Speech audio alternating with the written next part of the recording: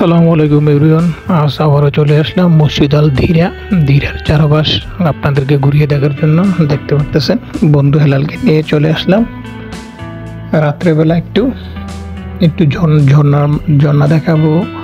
ঝর্ণার মাঝে রাত্রেবেলা এই যে ধীরার চারপাশে পোলাপান কত ইয়া করে মজা করতে করে দেখুন ইসলামের পতাকা। কোনো একদিন এ দেশ পুরো পৃথিবীর আকাশে ইসলামের পতাকা উঠবে ইনশাল্লাহ। কত সুন্দর করে উঠতেছে। এই যে দেখেন ঝর্ণা, এখানে পোলাপন কত দুষ্টুমি করতেছে, সুন্দর লাগতেছে। এই যে দেখুন এত ঠান্ডা পানি, হেলাল আমাকে ধাক্কা দিয়ে ভিজিয়ে দিল অর্ধেকটা প্রায় পুরোপুরি।